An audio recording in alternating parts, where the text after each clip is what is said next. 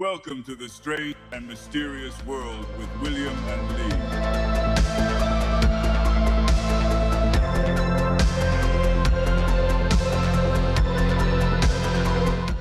Welcome to season 3, episode 6 of Strange Mysterious World. We have a bit of a different guest coming on tonight, away from Denmark. His name is Peter Nielsen. He's actually an author of a book called Spontaneous Kundalini Awakening. That sounds right up our alley, man. We always talk about Kundalini experiences. But apparently there were some issues with this Kundalini experience, and there's some healing through something called IFS, internal family system. But we'll find out what all that's all about when it pops on. Yeah, man, let's bring him on. Yeah, so Peter, he's an author in Denmark. He actually is like part of the Denmark Authors Association, whatever you like, is the chairman of that. And and this book is just, it's really interesting because, I mean, through all of, all these learnings, spiritual learnings of the Kundalini, and that is always, regarded as this spiritual awakening that has all these positive effects, but it can go very wrong. And it did for Peter, and he had a spontaneous one. And yeah, we're going to hear all about what happened to him, because it wasn't very fun. It can be quite damaging. Okay, well, let's find out, because I mean, is this something that, well, I suppose we'll find out, but this sounds like it could happen to quite a lot of people. Maybe this is why people go through a lot of shit in their lives.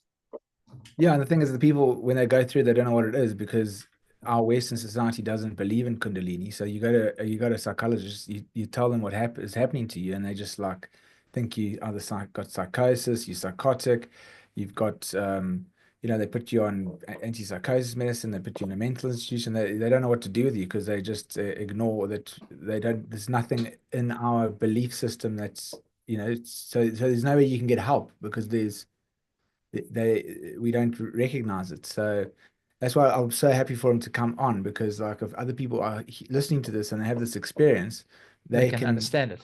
They can deal with it, and there is help, to find certain helps, because I mean, otherwise you would have to go find an experienced guru somewhere in, I don't know, India or something, that would, knows about Kundalini and try and help you through it and manage this incredible stress and energy and kind of like delusional world. Well, not delusional world, but like you're in another reality almost. But you'll hear all about it when Peter describes it, and then they'll have to manage you through it and get you out of it. But he found a way through this IFS system, and it's very interesting. And I've been actually reading another book about it. I actually found someone in Cape Town that does it. I want to go have a look and see what it's. Maybe they can get the demons out of me, man. Okay, there we go. Peter. Cool, man. Can't wait. You ready? Peter. Hello. Hi, Peter. Hello, Peter. Hi. How are you? I'm fine. Yeah. Good. How are you? Yeah, very well. Thank you. Thank you. A little bit blurred. That's okay. Yeah, now there we go. There we go. Yes. Sorted. Nice. Hello. Well, geez, what a exciting, it's about an honor to have you here. Thank you for coming on here. Oh, thank you very much for inviting me. I'm really happy for that. Yeah. So now, obviously, William was chatting about this Kundalini experience thing. We've been chatting about this for quite some time, Kundalini experience. We're thinking, no, we want to experience it, we want to do it. And then William says, just, watch out. Be careful. You've got quite a story to tell. Your book. Yeah, it was quite, I'm a bit scared now to do it. Yeah. But just before we start, Peter, is it recording? Is there a little sign on the top of your screen that says... It is saying recording. Yeah. Okay, great. That's recording. Okay, perfect. Yeah, it's dangerous to sort of be acquainted with the Kundalini. Yes. So I read your book and it was amazing. I really enjoyed it. Well, obviously, I mean, thank you. Your story is quite troubling. I mean, obviously it was interesting to me, but I mean, sympathy to what you went through. And I just think it is great for people out there if they are interested in, trying to do it, they should hear stories like this, because it can be dangerous. And just happy you found a way to, I mean, it was when did you find out the IFS system that helped you was like 40 years later? Yeah, it was in 2017. I found it, and this happened in 79. So it's a long time ago. Jesus. Yeah, but I was, of course, better during that time, but I didn't find the real solution until a couple of years ago. Okay. Jeez, Yeah, so it's So, been, so what was that? What actually happened? So, William says it was like a spontaneous occurrence. So, were you looking to do this at one stage, or was it something you had no thought of doing at all, and it just happened? And then, if it was the case, how did you find out that that is what actually happened? yeah.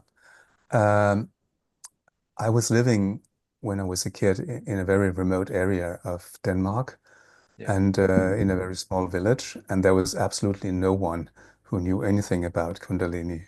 And it was in 1979, so I would say very few people in Denmark knew anything about it. And I had absolutely no idea that something like this could happen. And I had met yoga because I went to some sort of very common yoga trainings that you do now all the time. But it was rather sort of sophisticated at the time, and I was young, and I felt that I was doing something very interesting. And then the summer after when I graduated at high school, I was invited to participate in, I think it was a week or 14 days, sort of more intense training. And after that, I came home and I started or continued to meditate, which I had been doing for some time, but not very much and not very deep.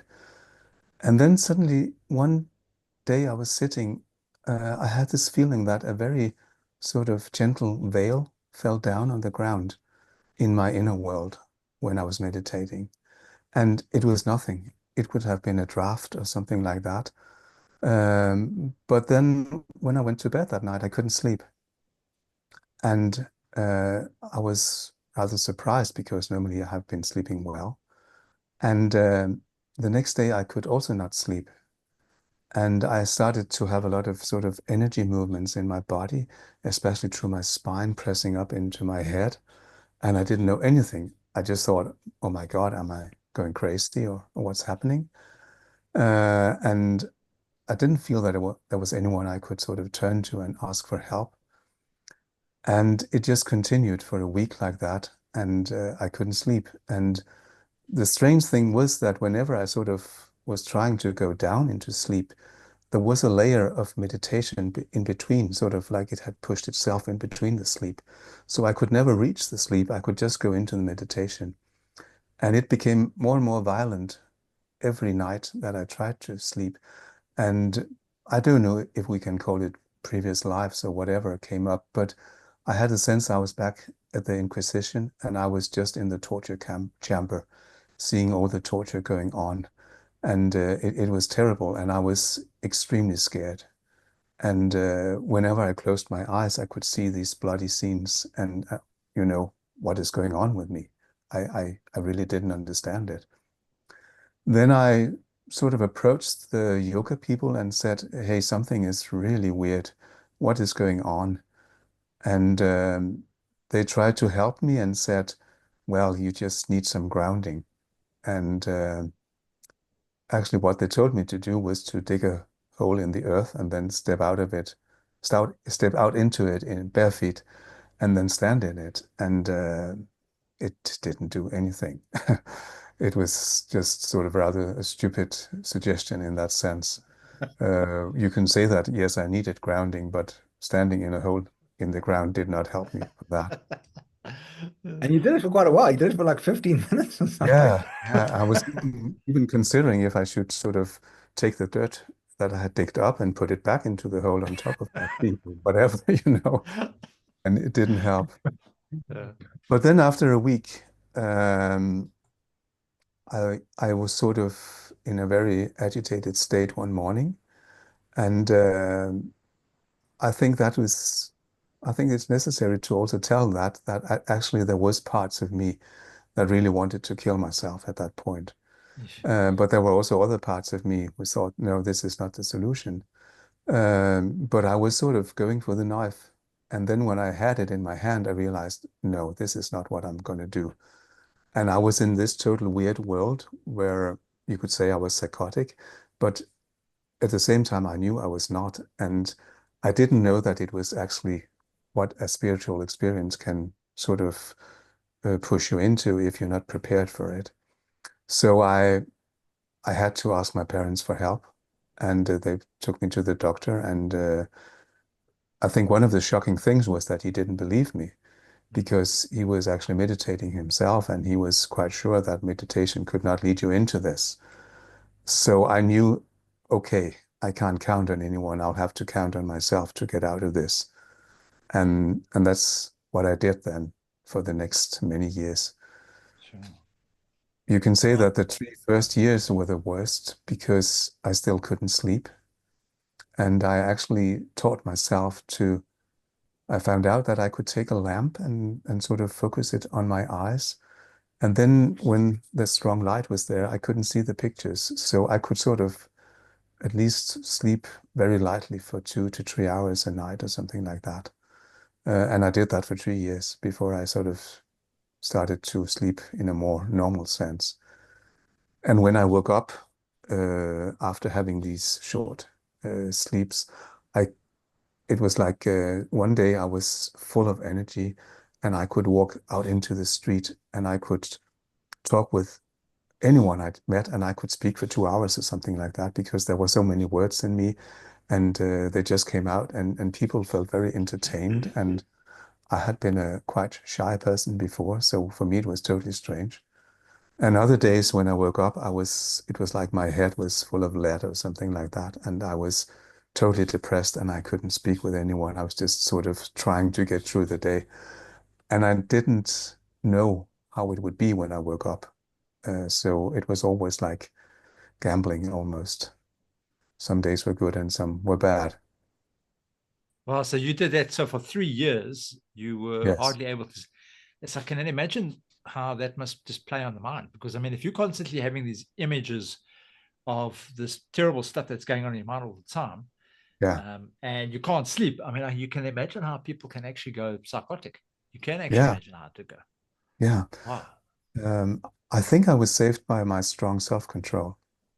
Sure. Um, and this sort of, I felt betrayed by the doctor. I thought, okay, I will not go that way. I won't ask them for help.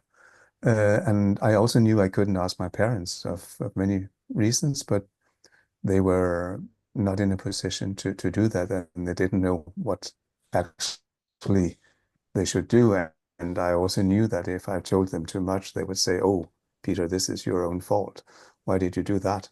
And that was not what I needed to hear from them. So I took an education actually in those years, and I don't think that the people that I was around actually knew what was going on. I know they didn't. So maybe I was a bit weird or something like that. I can't tell, but I guess they thought that. But I could go to classes. In the beginning, I couldn't read because words were so full of energy, and books were so full of energy that it was if I tried to read, I got so strong sort of currents in my spine up into my head. So if I had to study, I sort of had to sort of very quickly glance over a page and then go to the next. And then in time, it returned my ability to read. So I could do that. But one of the interesting things for me when I needed to control it was actually that, sorry, one day I was sitting and my head was feeling so empty. And then I had this feeling that I had a sort of a, what is it called? A feather, um, this thing you have in bed uh, that goes up and down. Spring. Spring, yeah, sorry, a spring in my head, and I could sort of drag it out, and then it was actually a poem that I could write down. And for 2 hours later, my head was totally clear and free of any sort of strong energy. So I started to write every day, and whenever I felt the pressure, I started to sit down and write. And actually, in a couple of years, it turned me into a writer, and I'm a professional writer actually. So it sort of brought me a profession. And I think that was the first thing that I realized, okay, this is not only bad, something good might be able to come out of it. Even though it's not the way that I would want for myself or anybody else to receive a gift with so many things attached to it. And I mean, you are the chairman of the Denmark Writers Association. Sorry, I might have got that wrong, but you've written many books and they've been well received, and you are was it the chairman or the leader of the Authors Association in Denmark? Yeah, I was for 8 years, I was the leader of the Association of Fiction Writers in Denmark, which was sort of also following from writing the books. Now I'm a therapist and a writer. I work with a body therapy called Rolfing and a psychotherapeutic modality called IFS. And both of these modalities have also helped me to sort of come back to a normal life.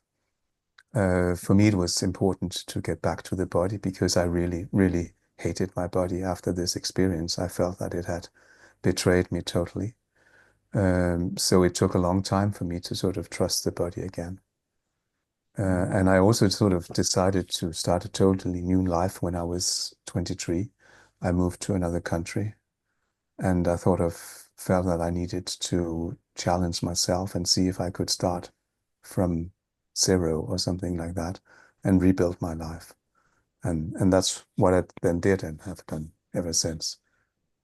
Wow. But when you're in Cambodia, where you got very sick and you just Yes, kind of ignored it.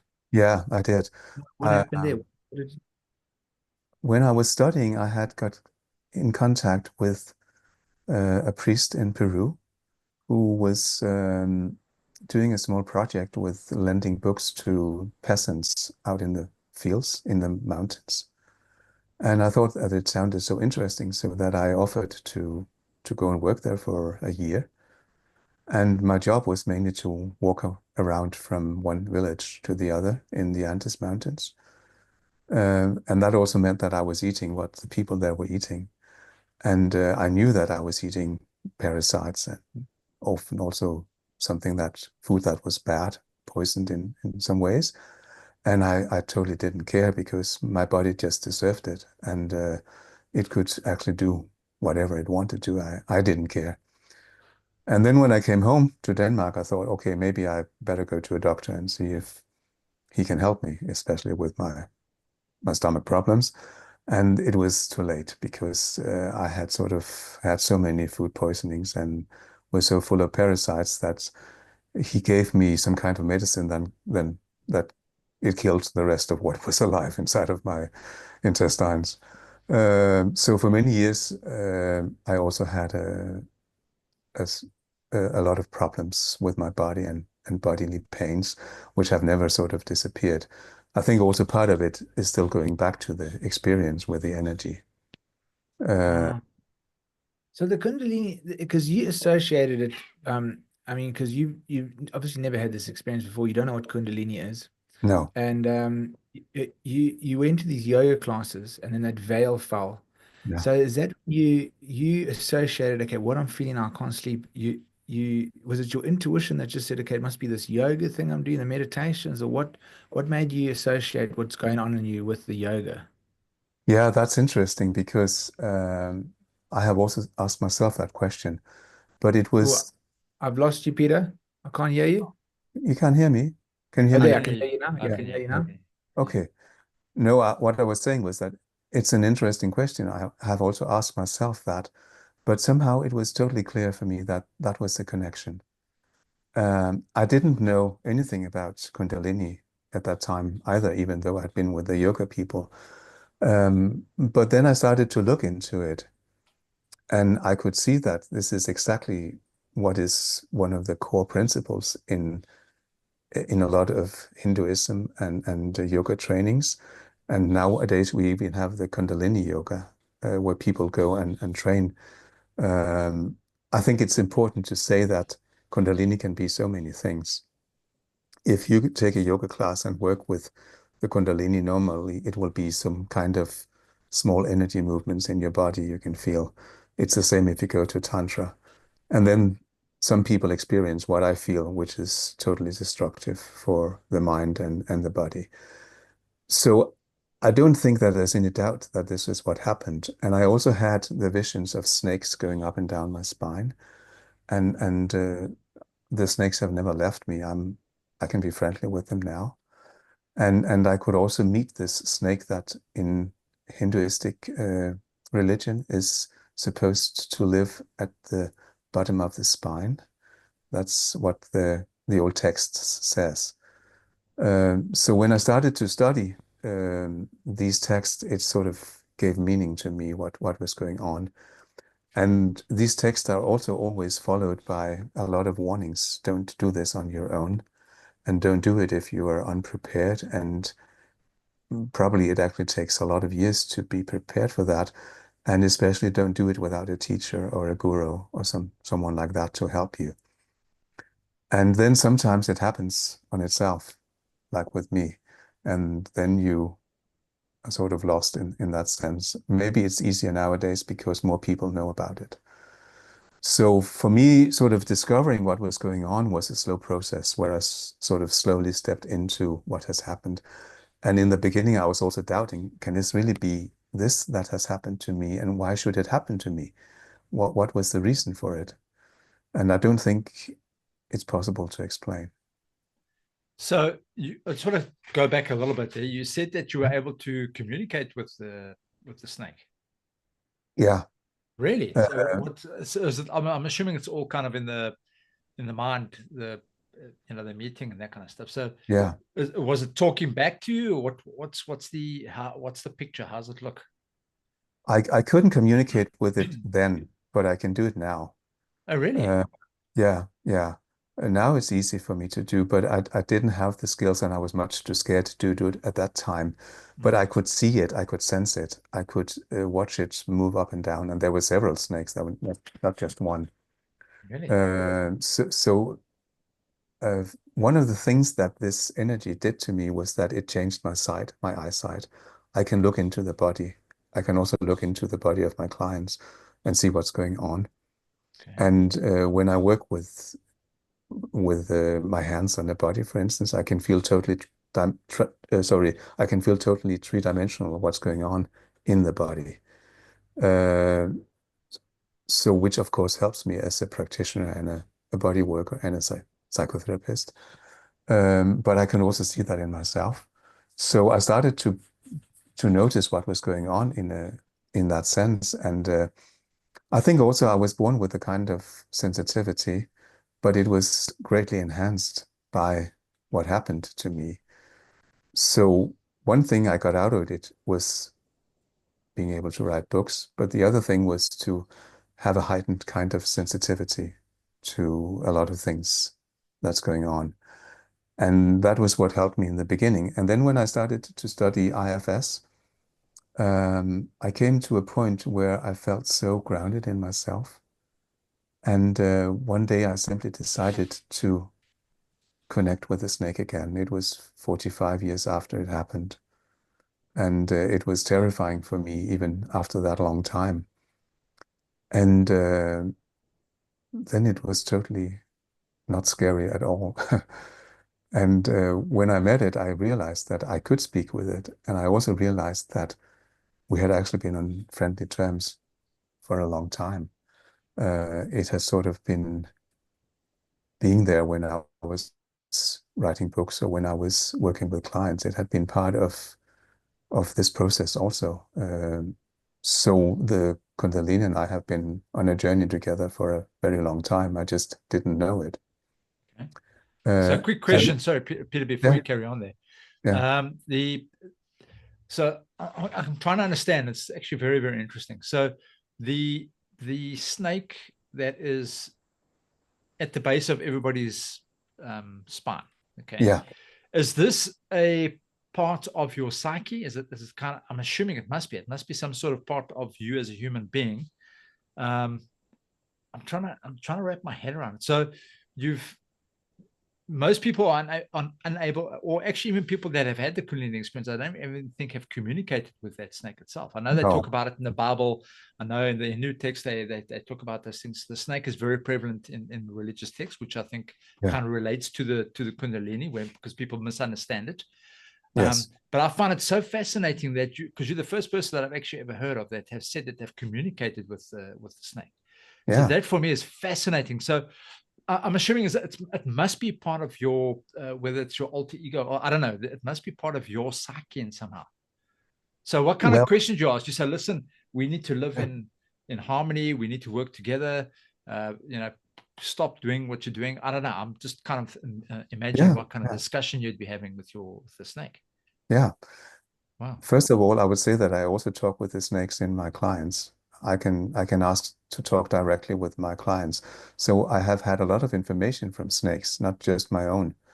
But what they're saying is that they're very primordial. And we could call it sexual energy, or we could call it life force. And I asked the snake if it is life force or if it is sexual energy, and it said it couldn't answer that question.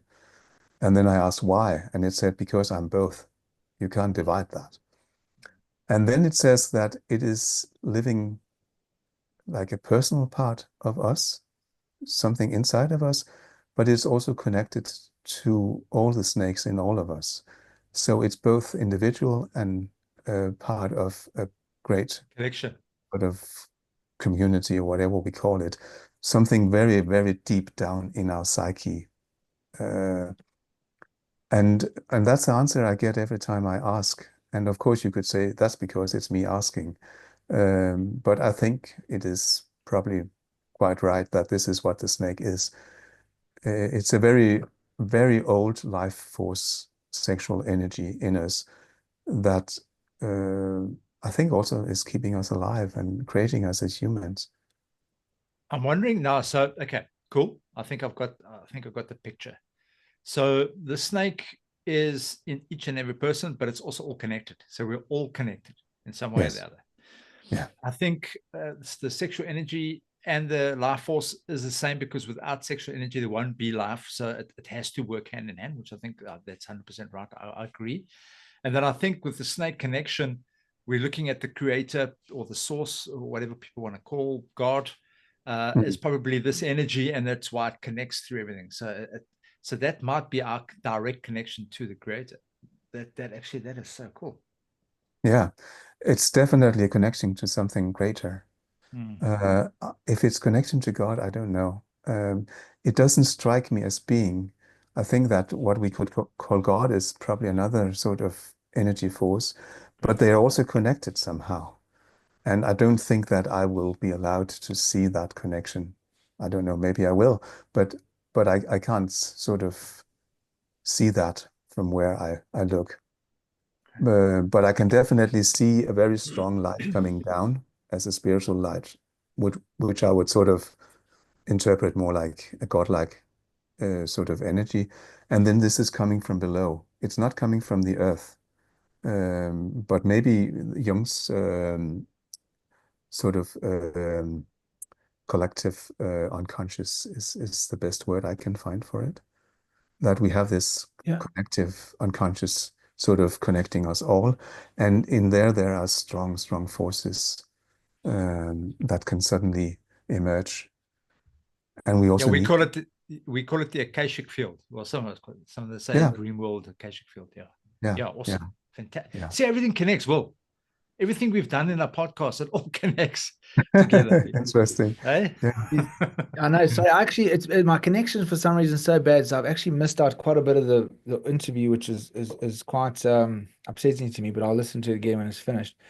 So I just firstly, you was mentioning Carl Jung, and also Carl, he obviously spoke about the Kundalini energy, but obviously he didn't want to go too esoteric in his writing, so he kind of avoided the spiritual kind of aspects. But he was very aware of it, and he did deal with it. Is that where you learned also a lot about it?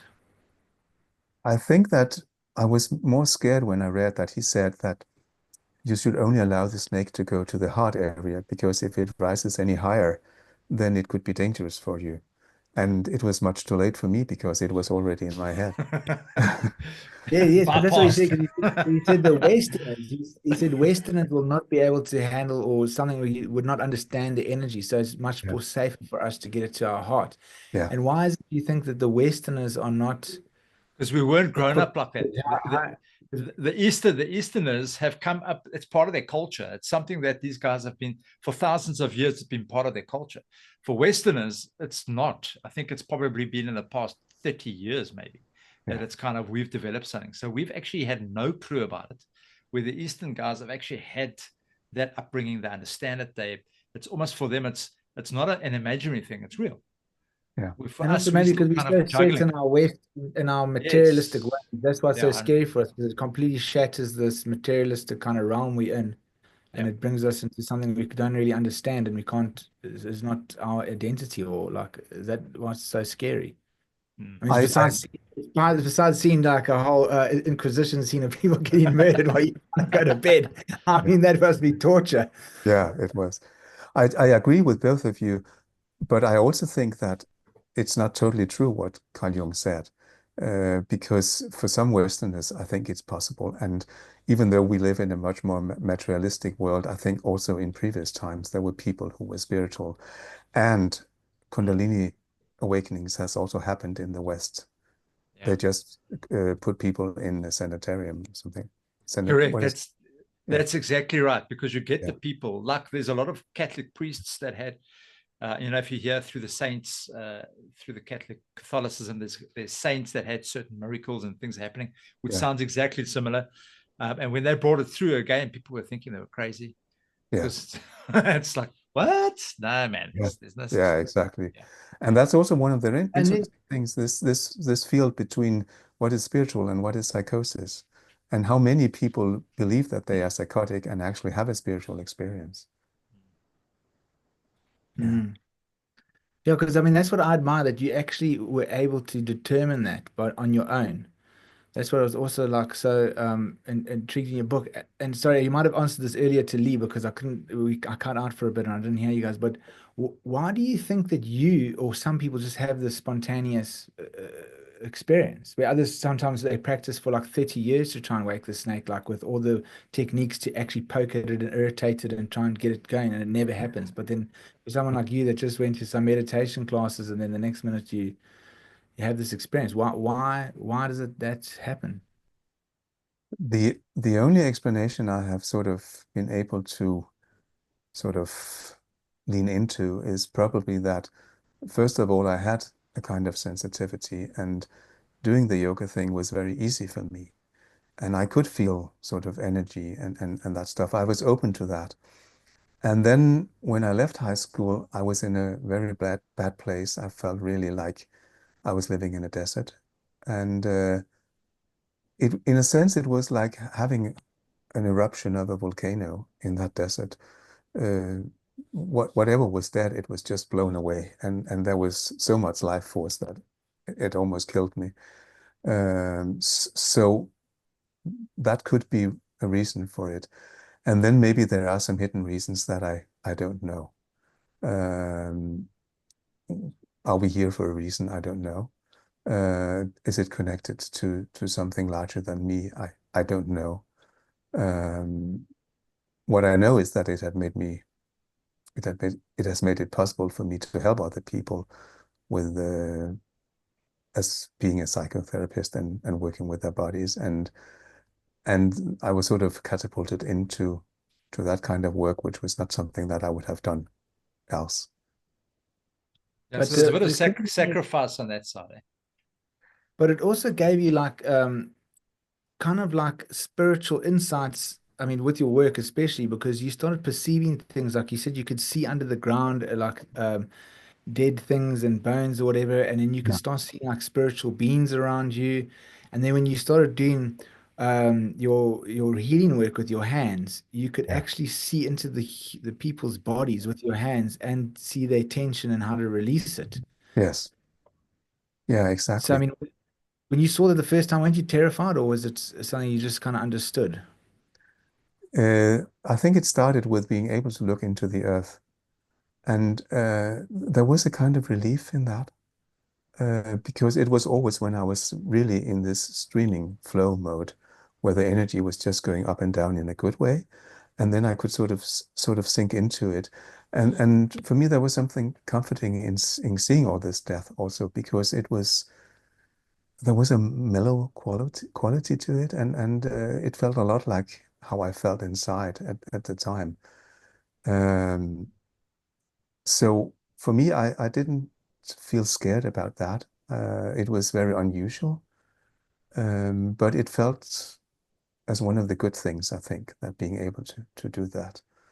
And then, I mean, I could see, as you say, other beings around me and around other people. And certainly something like a ghost was not a mystery to me any longer. I didn't work with it at the time, but if I met a ghost now, I could work with it and help it to not be a ghost any longer, and things like that. And then it sort of, slowly grew, especially when I started to work with the body, because sometimes there also were some very dark and, we could say, dangerous energies in the body that didn't belong there. And it seems like we can pick up things that we shouldn't pick up. For instance, if we are ill, or we have taken drugs, or we have taken a lot of alcohol, or we have been having a trauma or things like that. And then I think it started really to become interesting, because suddenly I could see that some people are full of these entities that did not belong there, and it was necessary to work with them. And very often it was about helping them to come back to the light where they actually originated from. And over time, they had grown dark. Yeah. Okay. Yeah. Wow. Yeah. So the next question I wanted to ask then, what is IFS? So Wait, how did that come Peter, about? Peter, sorry, before we get into that, I just wanted to ask one other thing, which I thought was quite important. That it's funny because in your book, you were going through this experience, and the people that you only thought you could help you was the yoga instructors. So you went there and you said to them what you were going through, and they actually couldn't help you. You said they were even envious of you because and even like you went to go see the teacher, but she wasn't there, but her husband was there, and you started explaining to him, and he couldn't help you, but he was like envious because you were having this experience. He told you to go put your feet in a hole and ground yourself, which Yeah. was funny because like I've gone to so many of these spiritual teachings and healing things and everything, and or like psychics or whatever. Every single time I go see them, they always tell me they're like, yo, you're not grounded enough. You need to do grounding exercise. And then I go home and I do all these grounding exercises, exactly like you digging holes in the ground, putting my knees in the sand, Yeah. imagining blocks under my feet, imagining light going down. I would do that. I sometimes do it for like 10, 15 times a minute a day. Nothing. I mean, I just also think it's just, I mean, I don't know, maybe I don't want to poo-poo it so much because maybe it helps some people, but I don't find it at all doing anything for me.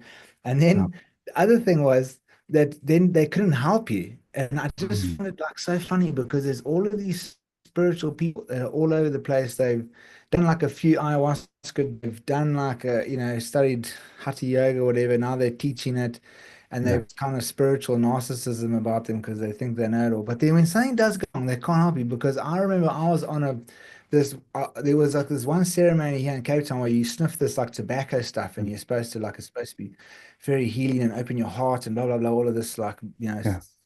stuff.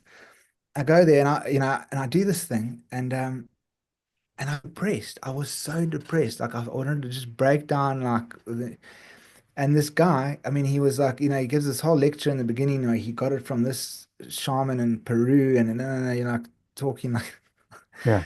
and this thing happens to me. So I go to him afterwards, and I'm like, I don't know what's going on. I'm so sad. Like what is this meant to happen? And then he didn't know how to answer me, and then he just avoided me, and he just went and he started talking to everybody else. And every time I came up to him to try and like get help, he would just avoid me. Yeah. It's just like I can crazy see how it. like, the only people like you that are supposed to help you, they can't help you. Yeah. So Yeah. I would like to say something to both of your questions. I had definitely the experience that they were sort of envious, because they had been, poking and working with the Kundalini to raise it probably, but it didn't happen to them. And for them, it was like a big opening. But they were grown-ups. They were not just a kid like I was. And they had been practicing this for years. Sort of, they would have been much more prepared if it had happened to them. So for them, it was like I was rejecting a big opening into the field that they wanted to open into, and that they have been working to open into for years. And I think they had a hard time understanding why I was really grateful. And I felt I had to really push it to get some help from them and really do it in that sense.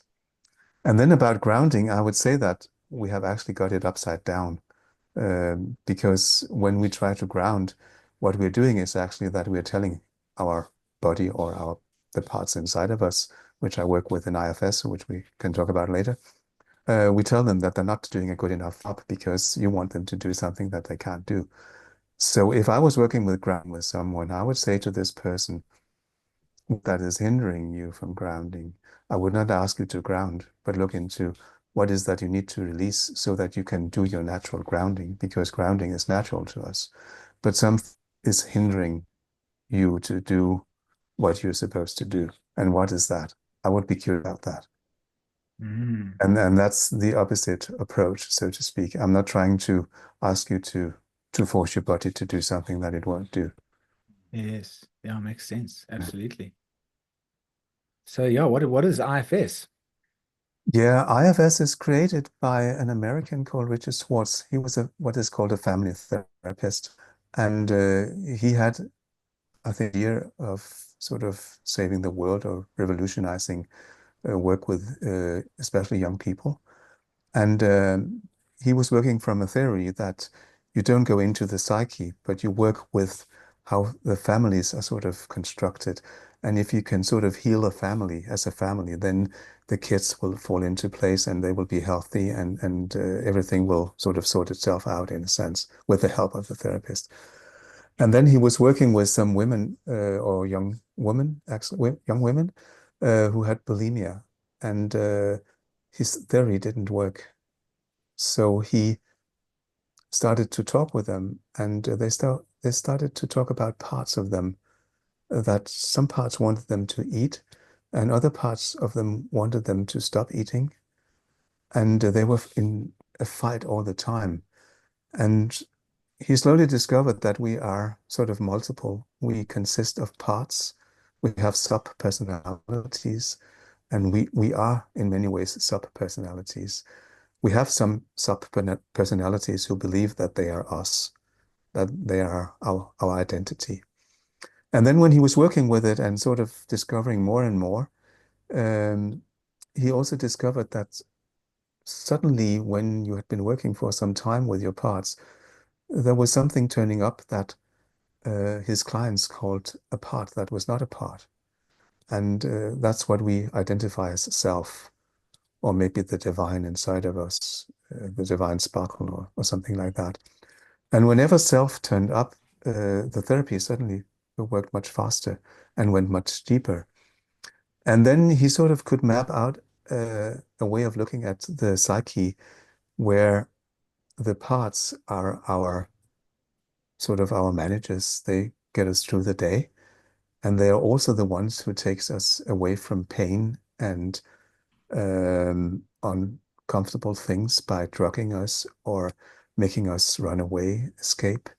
We have sort of the very social acceptable parts that make us meet here today. They make sure that we meet on the right time and that we work and that we do behave well. And we have these other parts that doesn't care how we look socially. They couldn't care less. They just want to take us away from pain. And then below these managers, and we call the others firefighters because they put out fire, we have a whole group of small, very hurt, wounded children. It could also be older, but most of our hurt is from our childhood. And this upper layer is sort of protecting the wounded parts in us, but they're also keeping them down, because if we felt all the hurt that is inside of us, we couldn't live through one day. So we have to be shielded from our own pain. And then our pain is surfacing anyhow, even though how much these other parts are trying to keep it down. So we're always sort of in a kind of struggle with ourselves. And he found out if you can go down to the exiled parts, the hurt child parts, and heal them, then these other protective parts does not have to work so hard to keep them down and to keep our system stable. And then we can open up even more to self so that we become what is called self-led. And that means that we can sort of, instead of going out into the world being full of defenses, we can actually go out into the world and meet other people's selves and connect with them, not from a defensive position, but from an open heart position, if we can call it that. It has nothing to do with being naive or just going out like, oh, I have to open my heart or something like that, because self can also be a very strong, critical, decisive, border creating force. But it is about being yourself in a very deep level. And for me, it was the first sort of psychotherapeutic and psychological modality that actually made sense to me when I started to study that. Wow. Yeah. Oh, how did you find out about it? I was reading a book about the body and trauma in the body called "The Body Keeps the Score." The body keeps the score, and there was a small phrase in that book. And when I read it, I could feel my hair sort of starting to stand on its ends of terror, because I thought, oh my God, consisting of sub-personalities, it's a terrible thing. It must be like madness. I won't look into that. And then the next morning I woke up and I decided I better look into that because it sounds very interesting. And it Yeah. was. Yeah, because like it's funny because like I've been hearing a bit about this IFS like here and there. And it's funny because when I started reading your book or when I saw three IFS in your book, I was like, oh my God, this IFS thing. Yeah. And I've just started reading was it Robert Falconer's? I think it's Robert Falconer's The Others Within Us. Yeah. Yeah. I'm just only into it a little bit. And it's very interesting because what I've heard about it in the past, like from other things, it always sounded like they were talking to like almost like entities in you, like almost like you were Yeah. like spiritually possessed. But then Robert Falconer's book, he's very cautious about saying that. He's like, no, no, no. He's just taking the data and using the data. He's not calling it an entity or a possession. It's Mm. just parts of yourself for now, but he doesn't totally rule it out. But yeah, it's Yeah. just intriguing. I mean, what do you think it is? I would say normally you don't ever work with entities in IFS. You just work with these parts that I spoke about. And then Yeah. you have some special cases where something else turns up. It could be guides, a little bit like when you take ayahuasca and a lot of people see the ayahuasca goddess. So we can say that with some people we meet an archetypical layer, for instance, where we have to work with that. And I don't know if, let's say, previous lives exist or not, but some people come and say, well, this is something I experienced in a previous life. Then I can also work with that as a part. And then some people come with what we call earthbound spirits, for instance, which at least presents themselves as someone who has died and couldn't get into the realm of ancestors and are sort of lost in between. I don't know if that's true or not, but I can work with it and I can help this entity, whatever it is, to enter that realm. But it's not classical IFS, it's something that sometimes happens. And you can also meet worse cases. You can meet what we call demons. And of course, also what is it called in English? Daemons. Jung was working with his own guide inside. I use the Damon, Yeah, yeah. Socrates was working with his own guide inside. So all of these kinds of entities are also there, but it's not normal. It's not something that we learned in school or anything like that. But for some of us, it's necessary to work with that. And Bob does it a lot, Robert Faulkner. So he and I have also been working together with clients like that. Okay. Oh, yeah, because I mean, I also heard like in Rosicrucianism because I've been studying the Rosicrucian thing and and there's this one guy that's Robert Gilbert that's actually quite very outspoken. He talks a lot about the Rosicrucian stuff and he was saying like when you get very spiritually aware, you actually start realizing not a lot of your thoughts are your own. Yeah. You like come from somewhere else. Yeah. And that's kind of terrified me when I heard that. I was like, gee, it's like I want to actually get there when you start noticing it. I mean, it's probably a good thing because then you could cut through the bullshit of it, like, and Yeah. but that's all I'm not quite sure I believe that actually. I know the theory, but I mean, the thoughts I think are the parts in us, but it's still us. But some people believe, I think, that we are a very open system where what we are thinking comes from other energies. And of course, I cannot prove anything, but it just doesn't feel. It didn't give me a sort of a gut feeling that this is right or something like that when I heard it. I like to sort of stick to that my thoughts are my own. And No, me too. and then I can, of course, see that you can be influenced by something. And you can also be, I mean, I sit with it every day. You can see how influenced you can be by a very young hurt part inside of you that you don't feel is yourself. Um, so, of course, we are influenced by a lot of what is happening in our psyche. And I admit that we are open to a certain degree, but I couldn't see how we could actually be in the world if we were so open that not our thoughts were our own. But that's only my own skepticism. Yeah, sure. And just also with your awakening, I mean, you saw like in your Kundalini experience that there was a part this time when you saw everything as vibration and nothing was really real there. Yeah. And that, scary. And then you started to see society that it was we think it's so stable, but you saw it as like this cardboard thing that could collapse at any time, and it was just all this. Yeah. And I mean, do you still see the world like that, or was it? Yeah, in a sense, I do. That's one of the things that has never returned to me, the innocence of seeing the world like it is a solid place. For me, the world is not solid. And it can sort of, if I allow it to, it can crumble before my eyes. I can see it as moving, as vibration all the time. But now I know that is also part of, I think, the human condition because it means that I can connect to anything.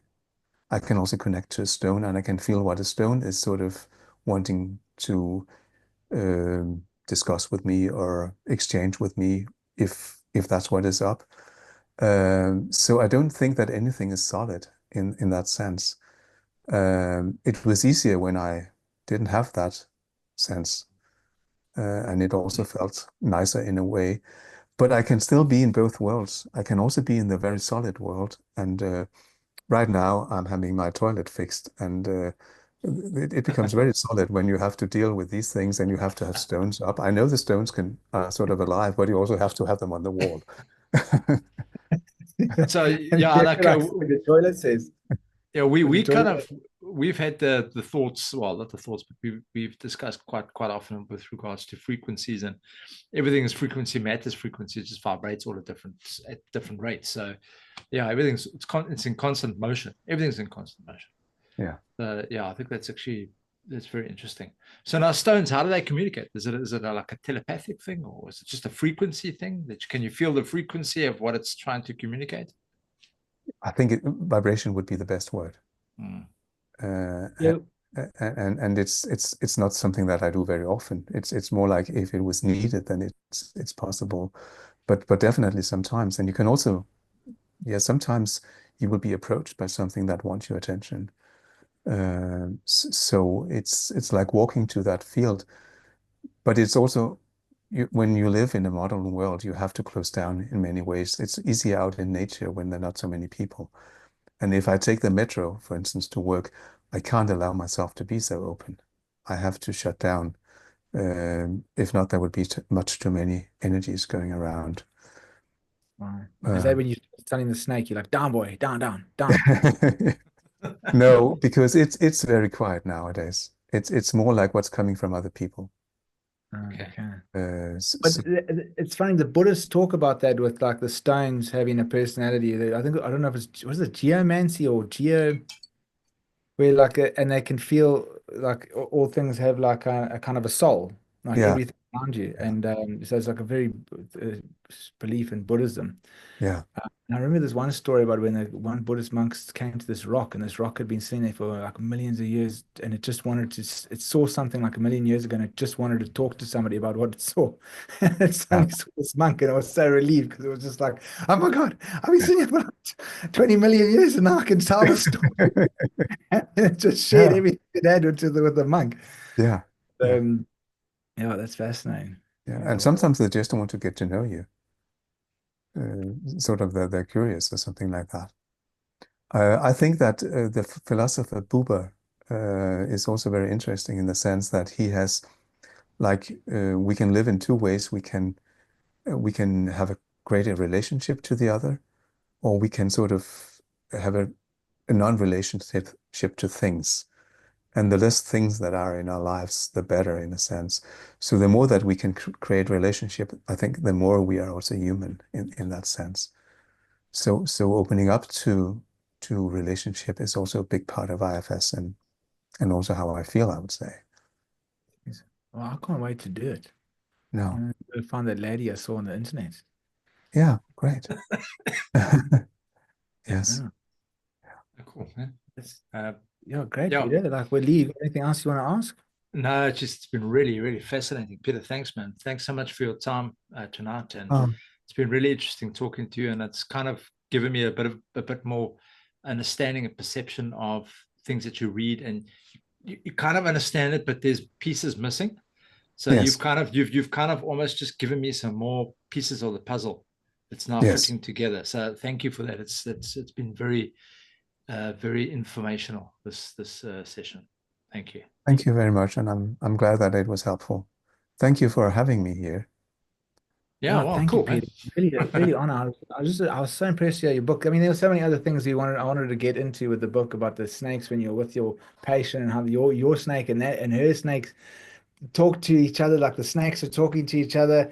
I mean, that was so fascinating. Then when you were lying on your pillow, when you finally integrated with the snake and and the snake merged with you in your head. But Mm. anyway, people that are listening to this, go get the book and you'll hear all of this amazing stories uh, from Peter. And also you wrote a fictional book about your experience as well. Yeah, that's The true. darkness within. No, Darkness Without Limits. Darkness Without Limits. Sorry, I've just crossed Robert Falconer's book and your book into Yeah, one exactly. book. Yeah. Sorry. But anyway, the spontaneous Kundalini awakening, healing the damage through IFS. Peter Nielsen. That's and is anyway, how can people contact you? I have Okay. Do you a want to take website, but it's pretty difficult to explain. Is it possible for you to have it written down somewhere? Yes, yeah, we'll put it in the show Yes, notes. we'll put it on the show Yeah. notes. Because then I can write it in the chat. All right. Okay, good. Fantastic. Sorry, we didn't even get into role playing, but what your healing practices, but we'll do it on another one if you're interested in Yes. coming Yeah, back. that would be nice. I'll just put it here in chat, then you can see it. It's called, in English, it would be called All Parts Are Welcome. And Okay. in Danish, it's pretty hard to pronounce. It's very similar to welcome. Afrikaans. Yeah. Yeah, look, I'm just reading it as well. Yeah. Very similar to Afrikaans. Yeah. Yeah, thank you. Good. Yeah. Yeah. Thank you. Tak. No, Thank you, Peter. That was amazing. Such a great conversation. I really enjoyed it. Thank you. Me Yeah. too. awesome. Thank you for your time. Okay. man. Thanks, Peter. Have a good evening. You too. Bye-bye. Cheers. Bye. That was fascinating, man.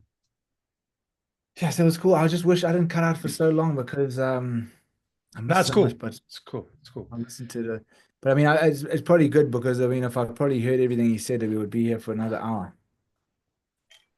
No, but I promise you, it's one of sometimes we're doing podcasts. I always love our guests. I'll be honest. I love all our guests that come on. But sometimes there's just that connection that you have with what they're saying, and it kind of resonates to kind of your beliefs and to you know what I mean. It's just it was so cool. I really enjoyed tonight's podcast. And also just Really. just him, the way he connects as well. I mean, that's probably from all this IFS stuff because I'm so interested in it because I felt like you could connect with them so well, like, and he was connecting. It was just such an enjoyable connection. Right. I think also, like, shame for, I mean, if we had to have that sort of experience, I think we kind of would understand because of the things that we've been speaking about and, the practices that we do. I think we would understand and we'd recognize the symptoms and we'd probably be able to seek help quite easily. Where, I mean, at that time when it was going through there, she's in the, 60s or 70s, not very many people, even around the world, never mind Denmark, around the world, okay, not the eastern side of it, but the western part of it, like Europe and that, they would not know at all what's going on. But I think it's like, that's why I wish I could ask them, is it like an acid, being on an acid trip? Because I had a few acid trips or mushroom trips even, and it was so scary, like I thought I was never coming back. So maybe it's like that, and that can be terrifying, but yeah, anybody who's listening to this and has had this experience or knows someone or was going through it and knows someone, then just get a hold of the book, get a hold of Peter, find an IFS person, and they're not psychotic. Okay, they're going through a psychotic episode, but they're not psychotic. Or on the ground, your feet in it. Yeah, shame, man. I can imagine can you imagine not sleeping for days on end? And just put the light and just having these visions on his eye. Like that's how he slept. He put bright light on his eyes so he could sleep. Shame, man. That's terrible. I mean, they do that for torture when they're in the military. They torture people like that. They don't let them sleep. They play this loud music. That's a way of torture. So, she's shame, man. But anyway, it was fascinating. Really enjoyed it. Guys and girls out there, thank you very much for listening tonight to us. Please subscribe on YouTube and obviously listen to us on any of the other podcasts that you might have. And Will, again, as always, thank you for your time. And we'll speak to you guys next week, man. Thanks, everybody. Have a good evening. Cheers, Will. Cheers, man. Cheers, man. Stop.